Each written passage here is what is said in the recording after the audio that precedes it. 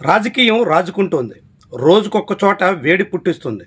అధికార తెలుగుదేశం, విపక్ష వైఎస్ఆర్సీపీ నేతలు నువ్వెంతంటే నువ్వెంత అన్నట్టుగా బరిలోకి వచ్చేస్తున్నారు. దీంతో ఒక్కసారిగా రాజకీయ వ్యవహారాలు రంజుగా మారుతున్నాయి. చాలా చోట్ల కొత్త టెన్షన్ని క్రియేట్ చేస్తున్నాయి. చాలా తీవ్రమైనటువంటి పరిణామాలకు దారితీస్తాయా అనేటువంటి ఆందోళన అయితే కలగజేస్తున్నాయి. నిన్న ఆళ్లగడ్డ అసెంబ్లీ నియోజకవర్గంలో ఎమ్మెల్యే భూమా అఖిలప్రియ అవినీతి దందాకు దిగుతుంది అని వైఎస్ఆర్సీపీ ఆరోపించింది. వైఎస్ఆర్సీపీ ఆరోపణల మీద ఎమ్మెల్యే భూమా అఖిలప్రియ కాల్దువ్వారు. దమ్ముంటే బహిరంగ సవాల్కి రండి అంటూ అహోబిలం ఆలయానికి చేరుకున్నారు.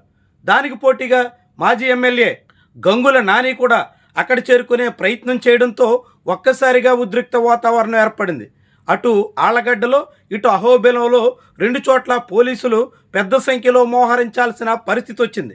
చివరికి నేతలిద్దరూ సవాళ్లు ప్రతి సవాళ్లతో సరిపెట్టుకుని వ్యవహారాన్ని కొంత చల్లార్చినట్టుగా కనిపిస్తోంది. కానీ ఆళ్లగడ్డలో చల్లారిందనుకునేలోగానే తాజాగా రాప్తాడులో రాజుకుంది. తోపుదుర్తి ప్రకాష్ రెడ్డి వర్సెస్ అటు పరిటాల, ఇటు ఎంఎస్ రాజు మధ్య చాలా పెద్ద స్థాయిలో దుమారం సాగుతోంది. మాటల యుద్ధం నడిచింది. తోపుదుర్తి మీద ఎంఎస్ రాజు చాలా తీవ్రమైనటువంటి పదజాలంతో విరుచుకుపడ్డారు. ఆయన టీటీడీ బోర్డు మెంబర్గా ఉండి హద్దులు మీరి బూతులతో దాడికి పూనుకున్నారు. దాంతో ఇటు తోపుదుర్తి అనుచరులు కూడా అదే రీతిలో కౌంటర్ ఇచ్చారు. ఎమ్మెల్యే స్థాయిలో ఉన్నప్పటికీ ఆయన్ని ఏమాత్రం లెక్క చేయకుండా అగౌరవంగా వ్యవహరించారు. దీంతో ఈ మాటల యుద్ధం నేరుగా బహిరంగ చర్చకు రావాలి అనేటంత స్థాయికి చేరడంతో మరోసారి ఉద్రిక్త వాతావరణాన్ని తలపిస్తుంది. ఇలా రోజుకొక్కసారి అన్నట్టుగా రాష్ట్ర వ్యాప్తంగా వివిధ అసెంబ్లీ నియోజకవర్గాల్లో అధికార తెలుగుదేశం, విపక్ష వైఎస్ఆర్సీపీ నేతలు కయ్యానికి కాల్దూతున్నారు. మాటల యుద్ధానికి దిగుతున్నారు. ఇది చాలా తీవ్రమైనటువంటి పరిణామాలకి కారణమవుతుంది. రాష్ట్రంలో నిత్యం ఏదో మూల ఇలాంటి అగ్గి రాజుకోవలసిందేనా అనేటువంటి ఆందోళనకి ఆస్కారం ఇస్తుంది. వాస్తవానికి ప్రభుత్వం గద్దెనెక్కి నిండా 2.5 ఏళ్ళు కూడా పూర్తి కాలేదు. అయినప్పుడు కూడా ఇప్పటికే ప్రభుత్వానికి ప్రజా వ్యతిరేక సెగ అయితే తగులుతోంది. విశాఖపట్నంలో నేరుగా మంత్రి కొల్లు రవీంద్రను మత్స్యకారులు అడ్డుకున్నారు. మత్స్యకారులు అడ్డుకోవడంతో మంత్రి ఏం చేయాలో పాల్పోని పరిస్థితికి వెళ్లారు. చివరికి పోలీసుల రక్షణ మధ్య మంత్రి మత్స్యకారుల బారి నుంచి తప్పించుకునే పరిస్థితి వచ్చింది. ఇలా అనేక చోట్ల జనమే నిలదీస్తున్నటువంటి నేపథ్యంలో విపక్ష వైఎస్ఆర్సీపీ మరింత దూకుడు పెంచుతోంది. తెలుగుదేశం పార్టీ మీద దాడికి దిగే ప్రయత్నం చేస్తోంది. దాన్ని ఎదుర్కోవడానికి తెలుగుదేశం కూడా సై అంటోంది. ఈ క్రమంలోనే అనేక చోట్ల వివాదాలుగా మారుతున్నాయి.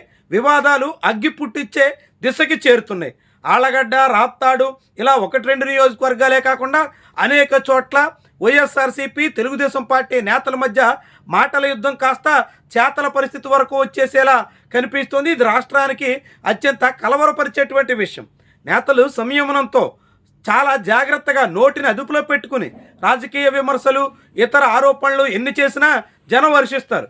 కానీ రాజకీయ విమర్శల పేరుతో ఒకరి మీద ఒకరు వివాదాల్ని రాజేసే రీతిలో కొత్త సమస్యలకి కారణమయ్యేలా అనేక కొత్త తగాదాలకి దారితీసేలా వ్యవహరిస్తున్నటువంటి ధోరణి మాత్రం కలవరపరుస్తుంది.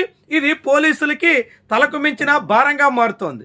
ఇలాంటి ఘటనలు జరిగిన ప్రతి చోట పెద్ద సంఖ్యలో పోలీసులు మోహరించి ఈ పరిస్థితిని చక్కదిద్దాల్సిన స్థితి అయితే దాపురిస్తోంది. దాంతో రాష్ట్రంలో లా అండ్ ఆర్డర్ అంతా తీవ్రమైనటువంటి సమస్య ఎదుర్కొంటుంటే పోలీసులు పూర్తిగా ఈ రాజకీయ వివాదాలు సర్ది చేయడమే అత్యంత ప్రధానమైనటువంటి కర్తవ్యంగా మార్చుకున్నట్టు భావించాల్సి వస్తుంది. ఇలాంటి పరిస్థితి రాష్ట్రానికి ఏమాత్రం శ్రేయస్కరం కాదు. కాబట్టి అధికార విపక్ష నేతలు తమ నోటి దురుసుతనాన్ని కంట్రోల్ చేసుకుంటూ రాష్ట్రంలో ప్రజా సమస్య మీద దృష్టి పెడితే ప్రజల మన్నలను పొందే అవకాశం ఉంటుందే తప్ప ఇలా వ్యక్తిగతంగా ఒకరి మీద ఒకరు వివాదాలు, అనవసరమైనటువంటి తగాదాలు పెంచుకోవడం ఏ రకంగానూ శ్రేయస్కరం కాదన్నది మనం చెప్పాల్సినటువంటి అంశం.